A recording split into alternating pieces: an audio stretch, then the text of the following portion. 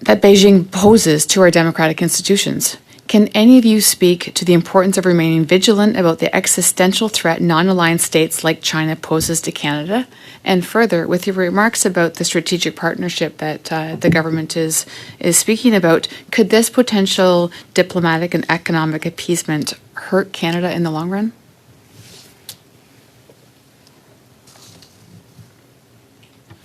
Do you believe the Canadian government should reconsider the privileges currently extended to Hong Kong and its Economic and Trade Office in Toronto? During question period was answering a question dealing with international trade. And she had this one sentence in her response. I jotted it down. And she mentioned, we will continue to stand up for human rights around the world, especially within multilateral organizations. So, Mr. Silver, do you believe that the freeing of Jimmy Lai is on Canada's Minister of Foreign Affairs G7 agenda in Niagara next week? Have any countries imposed sanctions specifically related to Jimmy Lai's detention or prosecution? I think I know the answer to that, but has there been any specific sanctions? And if not, why do you think that is? I have a question. You feel free not to answer. What does the daily routine of being a Chinese president look like? This guy's garage. Like and subscribe. I would like to welcome our witnesses. Sebastian Lai, son of Jimmy Lai and leader of the Free Jimmy Lai campaign, by video conference. We may be joined soon by Kaylin Gallagher, lead international counsel to Jimmy Lai, by video conference. From the Raoul Wallenberg Center for Human Rights, Brandon Silver, director of policy and projects. We also probably will be joined soon by Mr. Michael Kovrig, Executive Director of Strategic Effects. And from the Committee for Freedom in Hong Kong Foundation, Jonathan Stivers, U.S. and Canada Director. The experiences of the witnesses here, their families, they're absolutely horrific and raw, and unfortunately not unique. I think it's critically important to start off by suggesting that we differentiate between the government of China and the nation and its people. The Chinese government has shown time and time again that they do not respect or care about Canadian nationals if they believe their interests are not aligned with their own, regardless of how trivial that misalignment may be. So my first question, do any of you believe we should be normalizing relations with the regime in Beijing before securing human right guarantees from their government? Or is this even possible? Sure, I can take a shot at that. Let's see, I know Canada has just announced a new strategic partnership with China, which is not that dissimilar to what the United States is doing also. I don't know exactly what the parameters of this would be. Certainly engagement and discussion between the Canada and the Chinese government is absolutely essential. I think the key factor is you don't want the Canadian government or the US government, you don't want to give away anything unless you're getting something in return. And I think that Michael explained that very well in his testimony. It's very transactional. And I think that the question is, how much do you elevate human rights issues? And what is the commitment for the Western countries, the UK, United States, Canada? How high is Jimmy Lai? How high are human rights issues in the list of things that are important? And I think we would all argue that this should be higher on the list, and that the people of Canada and the people of the United States and the people of the United Kingdom would all say this is a very high on their list of priorities. Perfect, thank you. So with everything going on in the world right now, Canadians, we're in a tough spot, including policymakers sitting around this very table, I think can be ambivalent or forgetful about the very real threat that Beijing poses to our democratic institutions. Can any of you speak to the importance of remaining vigilant about the existential threat non-aligned states like China poses to Canada? And further, with your remarks about the strategic partnership that the government is speaking about, could this potential diplomatic and economic appeasement hurt Canada in the long run?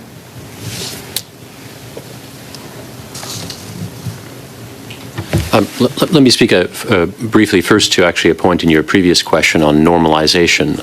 I don't think I would not choose to use that term because in the sense you cannot normalize relationship with a government that does not behave normally, particularly in the sense of respecting norms in that international sense. So I would suggest rather that a framework should rather be an effort to stabilize relationships and recalibrate and reestablish channels of dialogue, and particular personal relationships and interactions at the most senior levels all the way through. That does not in any way constitute an endorsement of any policy, but rather simply a restoration of diplomacy with an effort particularly to ensure that those channels remain open on the Chinese side, so that whether for issues like the one we're discussing today or any other bilateral irritant or dispute or major crisis, there is a means to at least try to resolve them at the levels where the decision makers, the power holders in China, can actually get a hearing and one can articulate Canadian perspectives and concerns.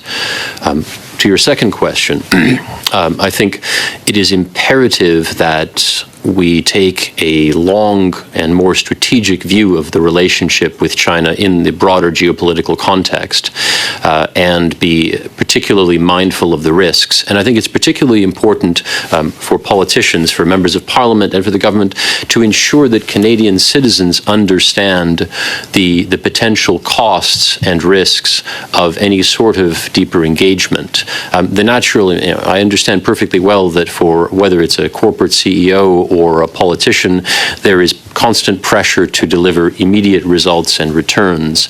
But it's important to balance that with a long-term perspective on managing a relationship that isn't going to go away, but is going to be very complex, such that short-term transactional wins are not taken at the expense of longer-term consequences. And that's whether it's, for example, trying to deliver the removal of a bilateral irritant on trade or other economic options in terms of investment, for example.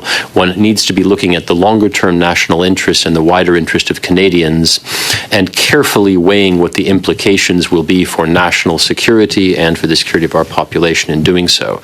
But always going back to the basic framework that even if we may be trying to remove a particular irritant or problem or human rights case, for example, that we never forget that the fundamental problem is not somehow a lack of trust or lack of communication.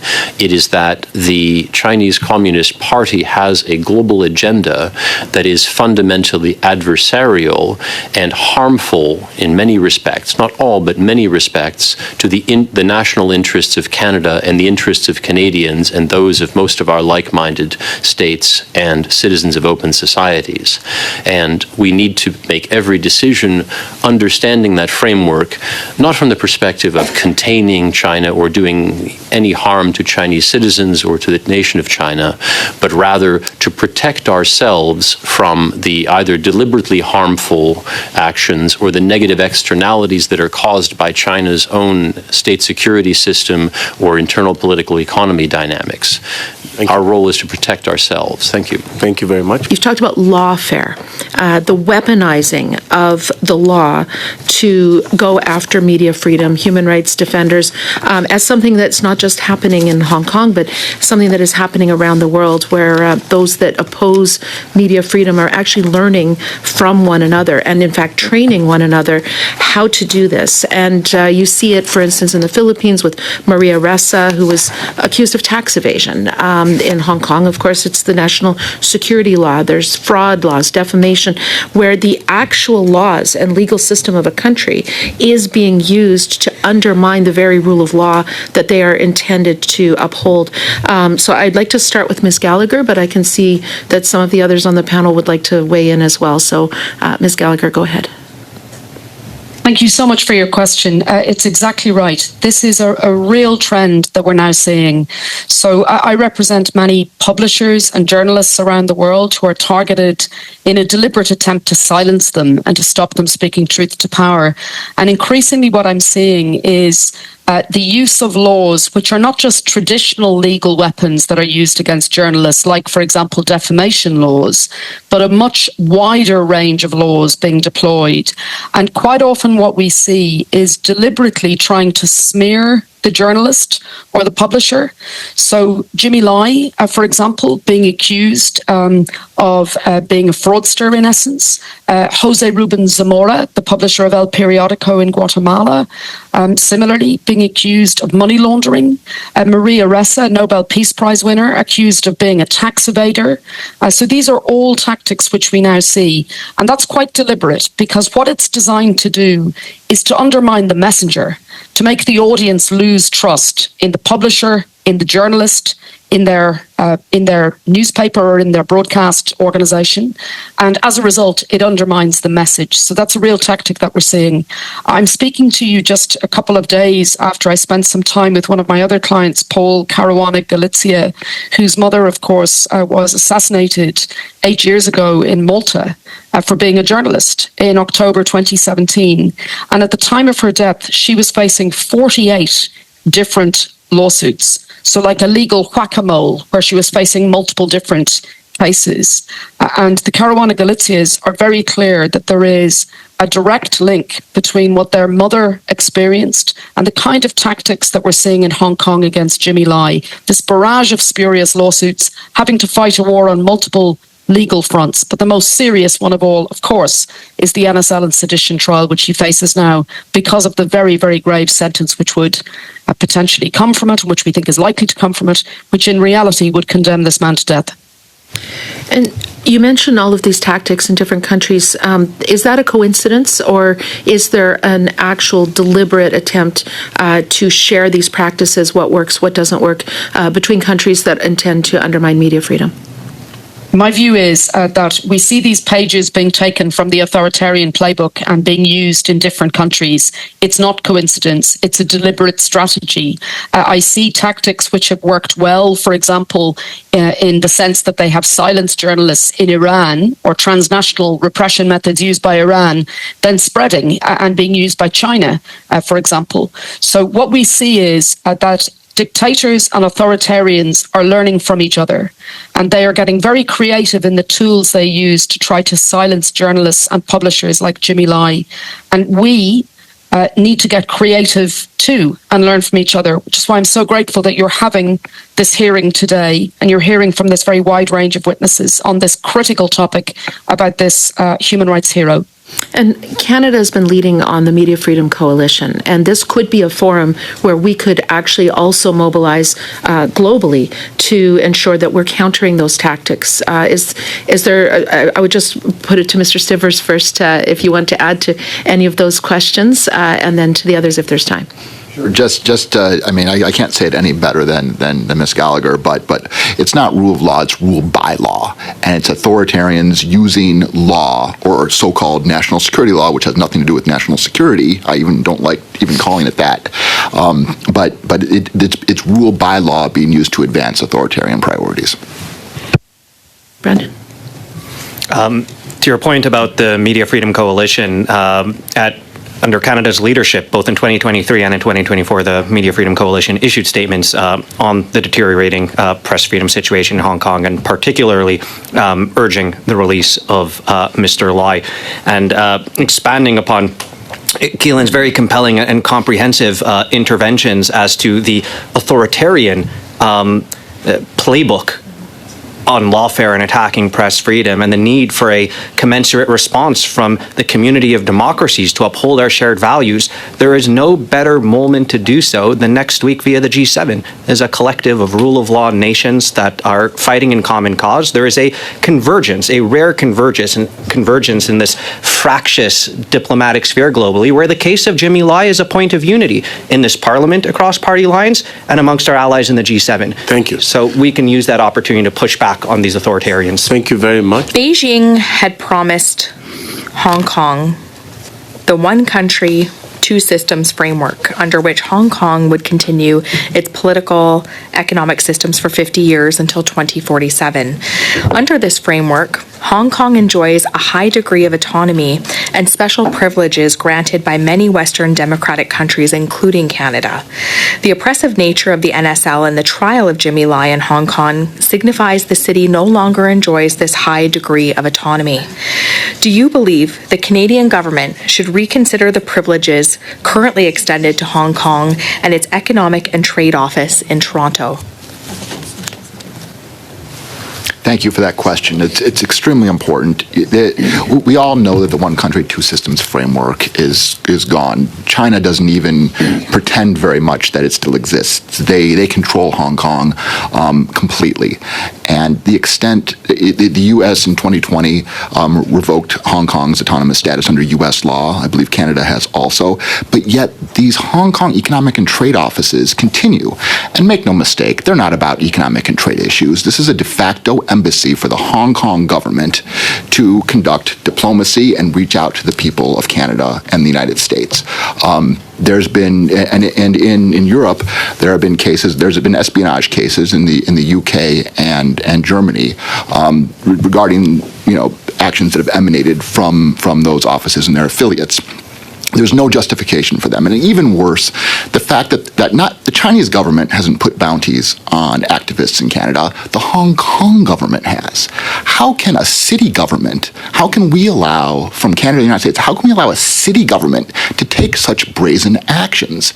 It's unconscionable. In the U.S., there's 3 Hong Kong economic and trade offices. And then Secretary Rubio, when he was a senator, he wrote the bill to shut down those offices. And so we're pushing very hard in the United States to close those down based on those issues, and Canada should do the same.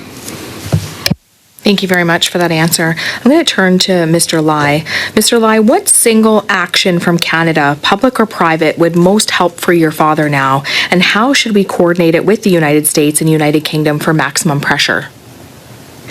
I think what Brendan said about putting it, as a top priority, especially in the G7 coming up, and just saying, look, if you want, we talk about normalization relationship. If we want to normalize relationships with China, if Canada wants a normalized relationship with China, well then this is a very easy thing for China to do to show good faith.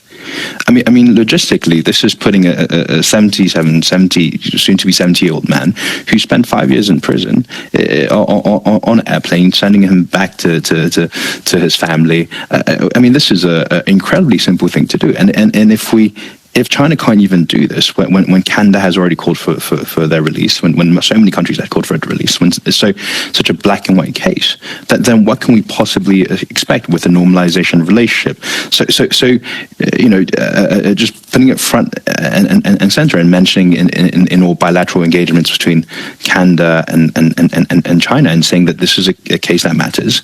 The values that this man stood for are values that are important to all Canadians. That we as Canadians would be proud to stand up for, and seeing by imprisoning this man, you are imprisoning these values that we stand up for, and therefore we would hope that you would release him as soon as possible. I think that's how we get my father out. Thank you very much for that. I'm just going to turn back to something that came up in the previous question.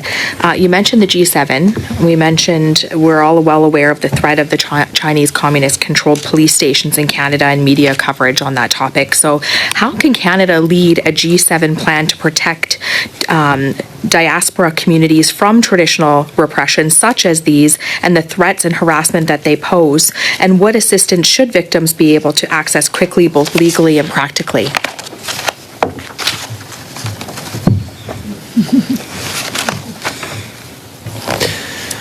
Well, particularly when it concerns cases of arbitrary detention more generally, but especially in an emblematic case like that of Mr. Lai's, Canada is uniquely placed, particularly because of the statement from Parliament, the unanimous consent motion in December 2023, where Parliament unanimously said, quote, Jimmy Lai represents the very best of Canadian values, the pursuit of human rights, rule of law, media freedom, and he should be released immediately. And I think that gives Canada, especially now coupled with the Prime Minister's statement in that regard, the opportunity to lead our allies who have similarly been outspoken in raising it collectively, and thereby also not have the same fear of reprisals that have sometimes been referenced. We are coming as the group of the most powerful countries in the world with shared values, shared norms that Jimmy Lai is on the front lines of defending and can speak out on his behalf in that way. Thank you very much. What can we do to open a door that will get Jimmy Lai home? Thank you. Obviously, if I had the solution quickly available to those questions, we would already be doing it. But to go beyond my initial remarks, I think we, in this geopolitical age of monsters, we need to think pragmatically, but not pragmatism in terms of some kind of short-term excuse to focus on, for example, economic gains, but rather in terms of leverage and strategy. What does the other side, and I don't mean to other them, but rather simply our counterparts, what do they want? What are their interests? Where are the points of leverage? Where are their pain points, frankly, but also what are the potential rewards? Like political figures or officials in any other system, they respond to incentives. How do we change their cost-benefit analysis on Jimmy Lai? And I think, suasion and persuasion is one, a strategic narrative to articulate the fact that it's actually more costly for them to hold him. For Jimmy Lai to become ill in prison, for example, does them absolutely no benefit. And if anything, the risk of a problem from their self-interested perspective is going to grow the longer he is there. So why not find a face-saving way to end this? Do they really, think from their perspective, do they really want a martyr who is then becomes some kind of a symbol that is problematic for them? These are cold calculations, but ultimately one has to look at it from their utterly ruthless, realist perspective and think, how can we create leverage in negotiations? What does Canada have together, most especially with our allies and like-mindeds in the G7, in the CPTPP members, in the European Union? How can we collectively together come up with a common position that says, if you persist with this, we will impose these costs? Let me give you one example. The European Union had members of European Parliament sanctioned by China. Only when China wanted something and the European Union denied it to China did China take the step to removing the sanctions from those members of European Parliament. I think that's one example, right? And to some extent, it's a question of creating that leverage. So to go back to the earlier question, for example, about Hong Kong offices or transnational repression in Canada, right?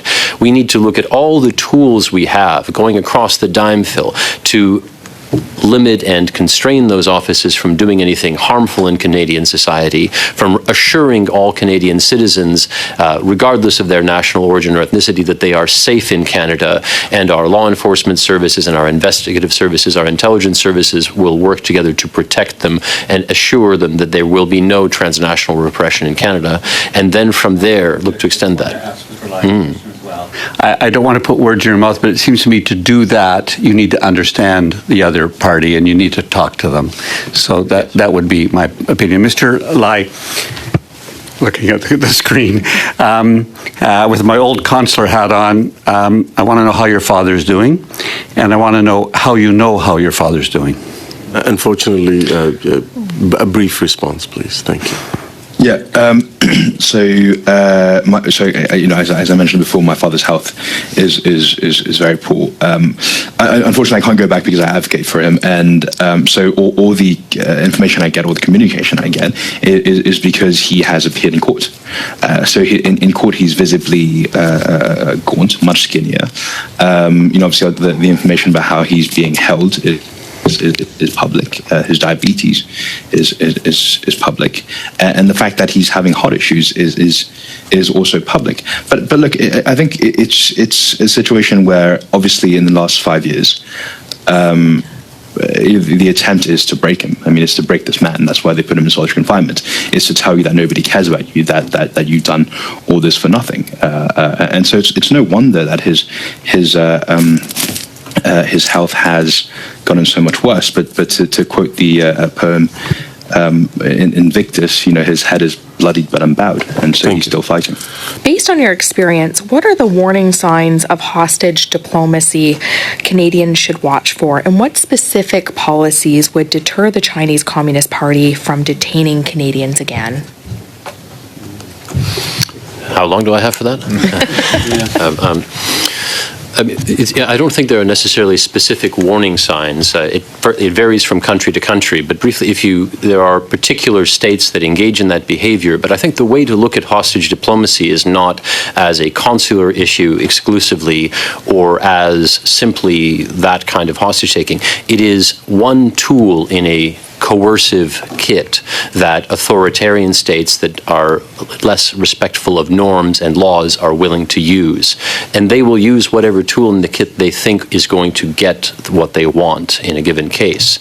To some extent, they like reciprocity. So one warning sign is if there is a case in a Western government country, as with Meng Wanzhou, for example, where there is a person being held, they are more likely to try to use hostage taking rather than other tools of coercion. But let's remember, in the case that involved me, there were also trade sanctions and other forms of leverage used. So again, they are using asymmetric forms of leverage against democracies, and hostage taking is one of them simply because they don't have any ethical barrier to be willing to do so. So the warning signs are that there is a dispute in which they would consider that tool an effective way to accomplish their ends. And deterring it needs to be done by demonstrating costs and consequences for engaging in that behavior. As long as they can get away with it and there is no cost imposed on them, they will continue to do so. There are two ways, essentially, to deter. Deterrence by denial, which we do by discouraging Canadian citizens from going to countries like Iran or North Korea, and deterrence through punishment and consequences. And unless they are imposed on the individuals perpetrating it and on the countries, they will continue doing it as long as costs are not imposed. So that being said, what training and protocols should Global Affairs Canada adopt immediately for Canadians traveling or working in high-risk jurisdictions to reduce vulnerability to arbitrary arrest and exit bans? Very briefly, I think some of those are already expressed in our travel warnings to those, but there is a lot that could be done to make those travel warnings more obvious and apparent to anyone proposing to travel to such a country. So the first is denial, right?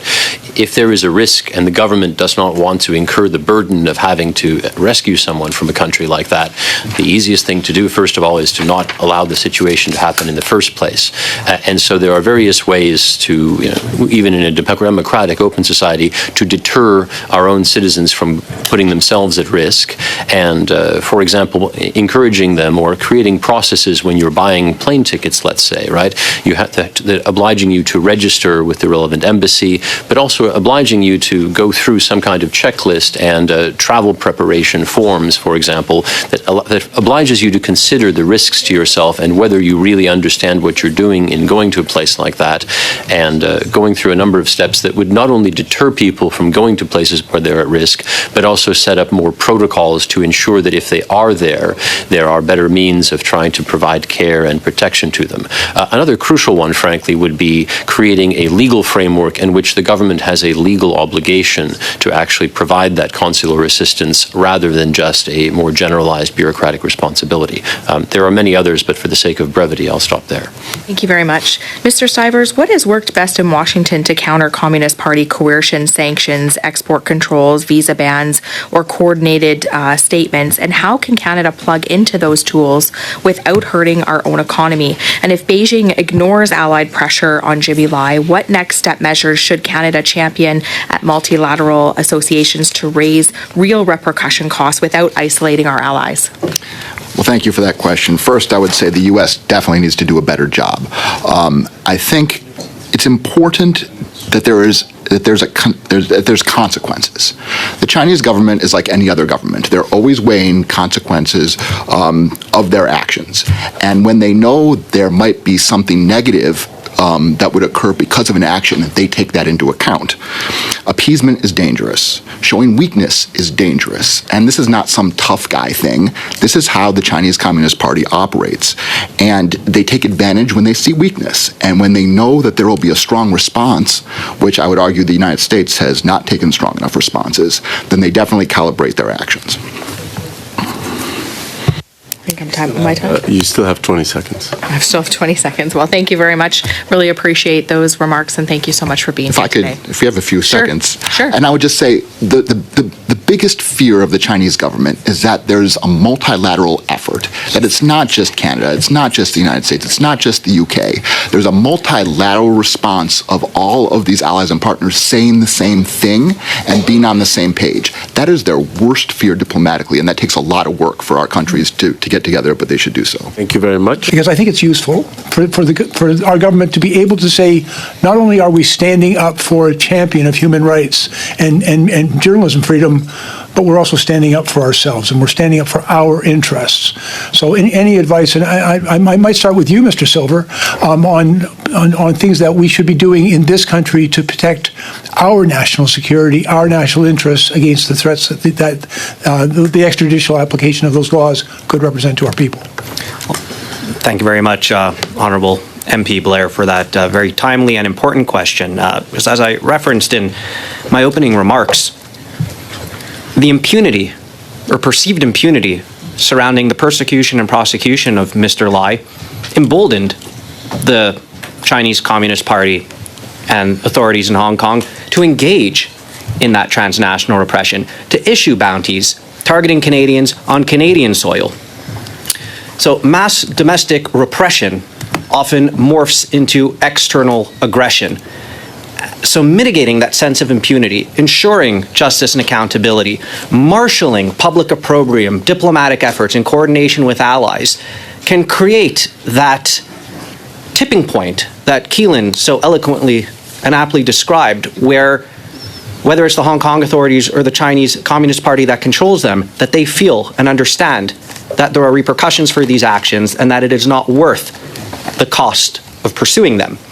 And again, some of these put Canada in a particularly unique position to lead on. We are a founding member of the United Nations. We are a member of both the Commonwealth and the Francophonie. We are active in the OSCE. All of these forums provide platforms and opportunities to push back against this sort of transnational repression and to highlight the emblematic cases that could mitigate it, such as Mr. Lai's case. So again, I think publicly, prominently, and persistently raising these cases not only directly at a high level with the Chinese, but multilaterally with our allies in every forum possible, and where Canada is uniquely placed to do so. Please, sir. Thank you. It's an excellent question. You know, I've negotiated with the Chinese government on a number of occasions on a lot of issues throughout Asia, and I will say that the first thing is you need strong leadership at the top of our countries in order to make change and have skilled diplomacy. The Chinese don't give in easily. There's no doubt about that. But I think there are ways to flip the script. One way, especially when we're talking about the case of Jimmy Lai, is to make expectations very clear. If there is a verdict that does not go well, or there's a long sentence, then Canada will take these actions, and you make that clear to them before it happens. And then be ready, of course, to follow through with that. The HKTOs are a great example. The Canadian government can say they are under review now. If the Jimmy Lai case does not go well, or he's not released, then we will start moving to close those down in response. And I think that's changing the dynamic there to being on an active defense as opposed to always responding later to the Chinese will increase the chances of a better outcome. If I could just say briefly to address your question about national security, again, this is a changed world where if we want to have greater interaction and economic opportunities with challenging states such as China, it needs to move in lockstep with security measures to protect our society and our national security. And that means things like raising the capacity. Canada is already engaging in a China capacity uplift at the federal government and provincial government levels. It needs to be across society, including, for example, for local police, to raise their understanding and capability of addressing transnational repression and those issues. We need to educate communities and the entire population about the nature of these challenges and how to address them at a whole of society level. A specific measure that I think is critically important is a foreign agent registry, which I know that this government is working on. That is a critical measure to ensure that greater contact and interaction with Chinese actors does not become undue political interference deterrence or influence. Your father is recognized as a global leader in advancing democracy and freedom of the press, and sadly for that, he has been jailed. What is not widely known amongst Canadians, however, is your father and your family have significant ties and connections to Canada, to Niagara, including in my riding of Niagara Falls and Niagara-on-the-Lake. In fact, Niagara-on-the-Lake is widely known as one of the prettiest towns in all of Canada, and a big reason for that prestigious reputation is because of the incredible and impactful investments your father has made in a number of our local hotels and accommodations through his companies such as Vintage Inns and Niagara's Finest, and those include like the Pillar and Post, Prince of Wales, Queen's Landing, the Moffat Inn, and Shaw Club, just to name a few. In total, there's 8 hotels in Niagara-on-the-Lake in total. So could you please share with us your family's story of coming to Canada and investing so much in our small town? Yeah, like my father has always had incredible love for Canada. You know, as Brandon said before, and you so eloquently put it, you know, I have a lot of family in Niagara-on-the-Lake, including my father's sister, his nieces and nephew, their kids, and their grandkids. So I think.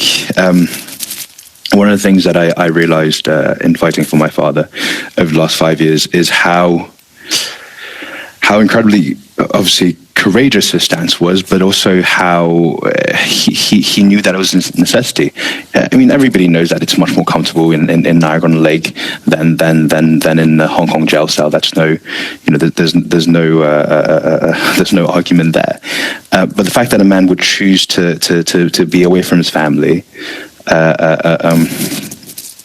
you know, despite the incredible warmth that gives you, especially in this late stage in his life, and to choose a cold Hong Kong jail cell, I think it talks to the courage of my father, but also the importance of the values that he stood for. And I like to think that, you know, hopefully he'll be out soon, and he'd be able to go back and see his sister again, and see his nieces and nephews and their kids and their grandkids, and it's it's we stand for as well.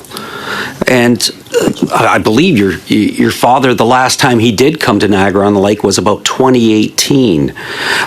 Next week, November 11th and 12th, the Government of Canada will be hosting the G7 ministers in Niagara. I believe in Niagara-on-the-Lake, exactly. If you could ask them for help in freeing your father, what would you say? What is your message to those ministers and governments? I think my father's story is the reminder that, you know, the best days are ahead.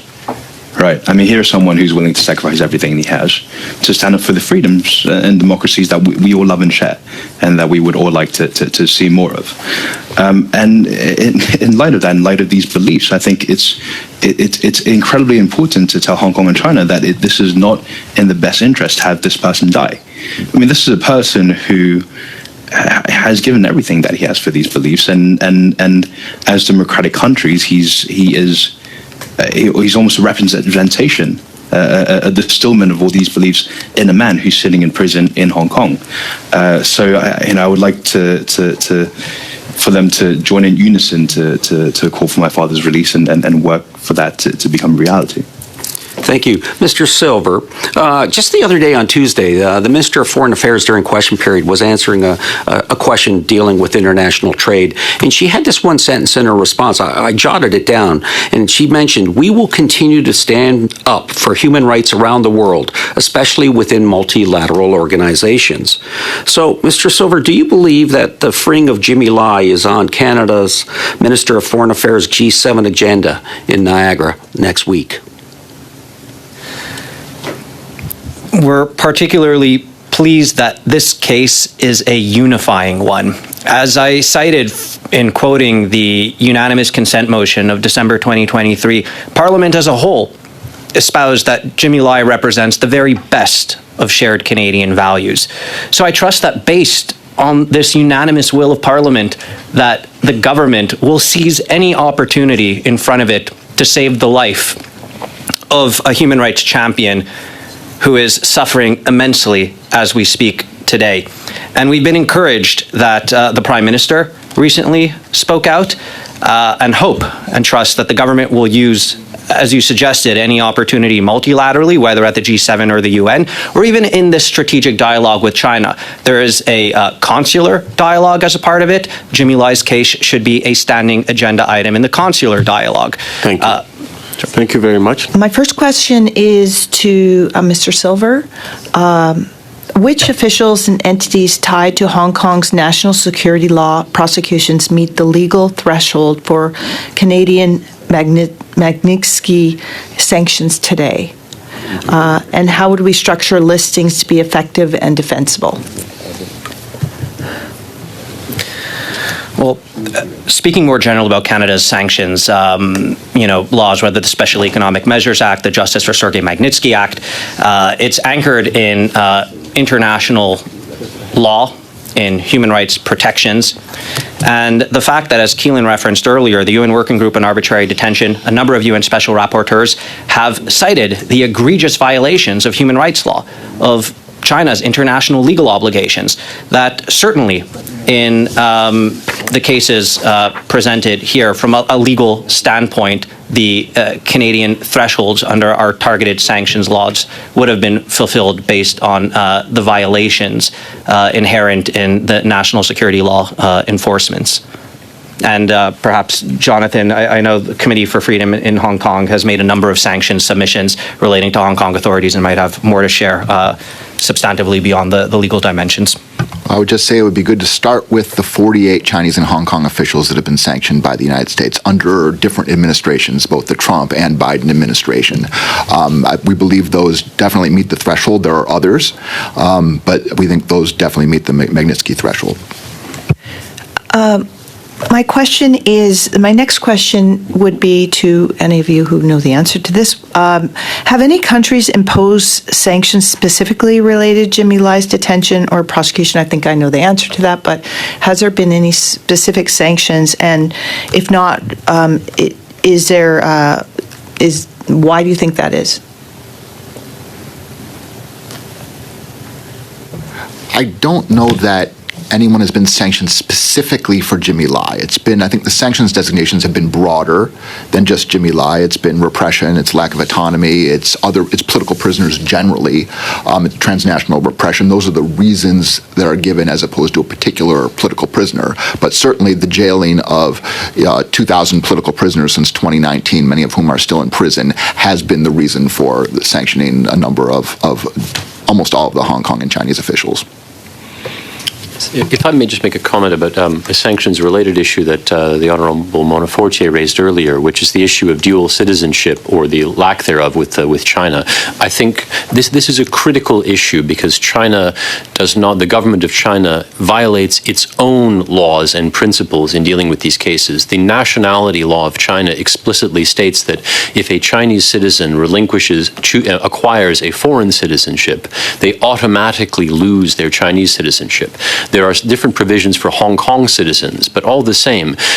So to assert that a UK citizen, or for example, that any of the 4 Canadians that the PRC executed earlier this year are not Canadian citizens is absurd by China's own laws. And one way that we can make use of China's current charm offensive and desire to portray itself as a responsible upholder of multilateralism and global governance is to work with allied and like-minded countries to press on this critical consular issue of getting China to respect basic fundamental norms and laws of international relations and consular relations and diplomacy that a UK citizen or a Canadian citizen, Hussein Shalil, another example, is entitled to at least to consular visits and consular attention and protection, because that is crucial to the health and safety of detainees.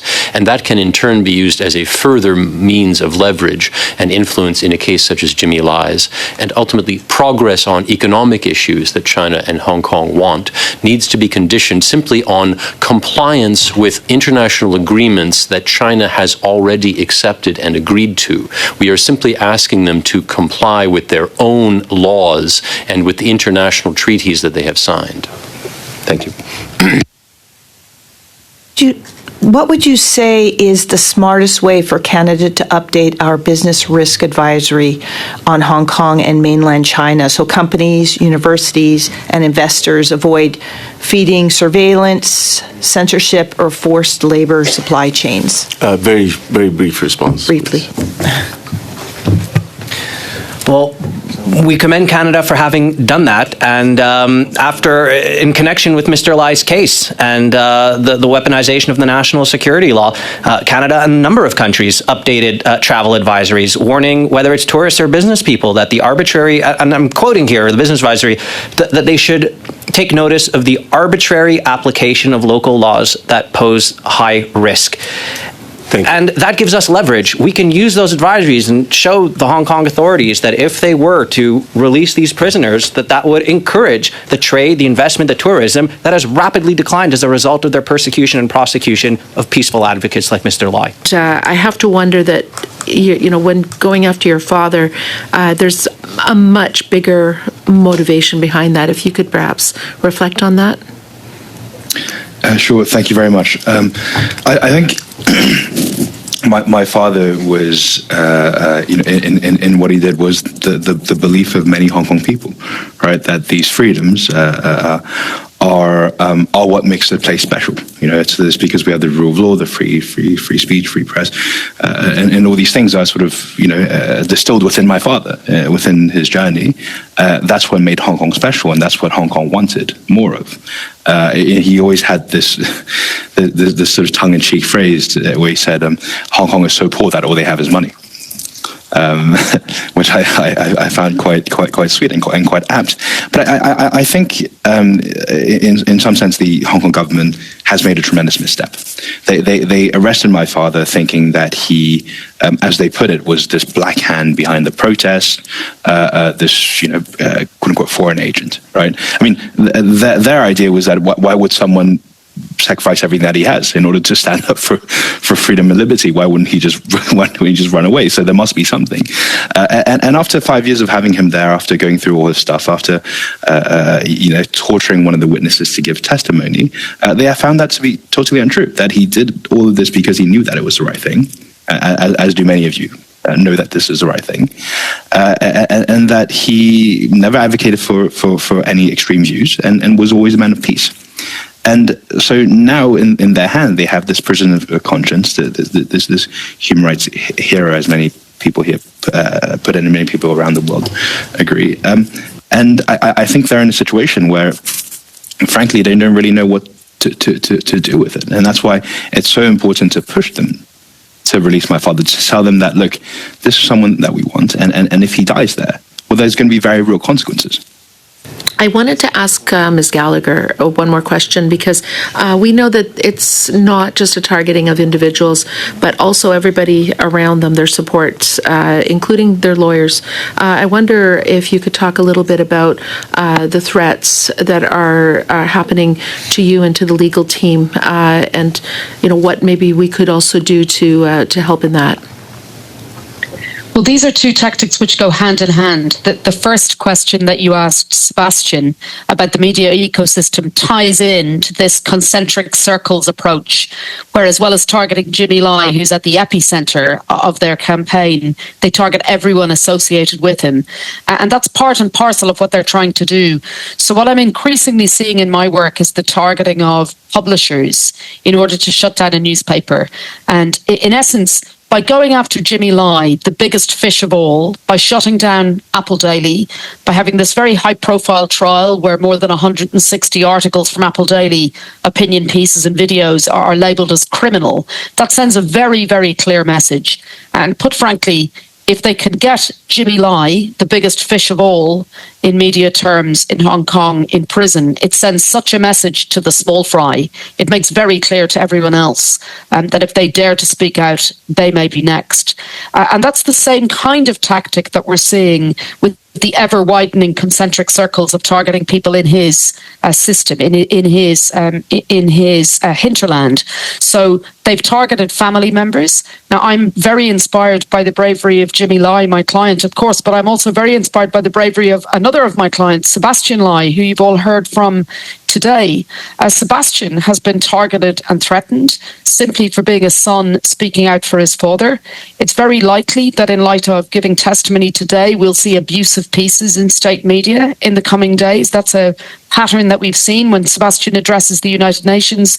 We see abusive pieces in state media calling him an enemy of the state following threats, informal official statements to prosecute him. And we also get caught up in that as the lawyers. Thank you. So we've been threatened. I have a question. You feel free not to answer. What does the daily routine of being a Chinese president look like? Thank you for the, obviously, it's going to vary somewhat depending. My experience was in a detention center in Beijing. I don't guarantee it's the same for a Hong Kong prisoner, but you're woken at first of all, the lights are on constantly. They say this is a security measure, but clearly it also wears on you and you have a lack of sense of the time of day or in circadian rhythms. You're woken at about 6:30 a.m. by a bell. You have about half an hour to drink some water. There will be a roll call where you have to sit at attention on your bunk, and then the rest of the day is broken up into periods where you have to sit on the edge of your bunk, which is called zobar xuexi. Essentially, you just are supposed to sit and reflect on your crimes or study if you happen to have the fortune of access to books, which is often not the case. And if one can ensure that prisoners have books and reading material, that is a very important way to alleviate their suffering, frankly. You will have 3 meals a day, but as the guards once told me, we make sure that you are able to eat enough. It's not our responsibility to make sure you eat well from a nutritional perspective. So the food usually is utterly devoid of protein and is mostly overcooked vegetables and rice or bread, and that's all. And that, especially over time, for a detainee like Jimmy Lai, can start to have grave health effects in terms of muscle loss and bone mineral density and other health effects like that. There is virtually no scope to do any real exercise. You're usually locked into an area. There is no gym or other facilities like that normally. You are often held in very close and utterly confined circumstances. And I need to underline that for a situation of someone like Jimmy, it is the isolation and the confinement that have an utterly devastating toll on both the psyche and on the nervous system and on the body. It is brutal punishment, frankly, and it is inhuman. And the solitary confinement in particular under the UN's Istanbul Protocol is unquestionably torture. So let us be very clear. As far as I'm concerned, and serious psychologists are concerned, Jimmy Lai is being consistently tortured in this situation, and this is utterly unacceptable. The confinement of these imprisonments and the grinding routine and monotony all contributes to grinding you down, and that is exactly the purpose of it, unfortunately.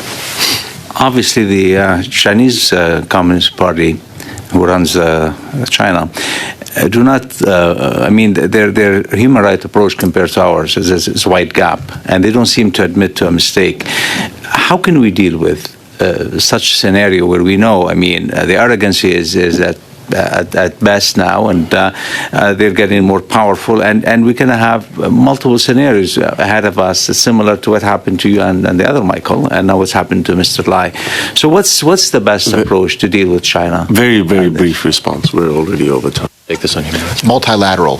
The United States, UK, friends and allies, we're in this world where allies and partners are not working well together. They need to come together. They need to come together, and they need to provide, for lack of a better word, a united front. Thank you. That is where we're most successful. Thank you.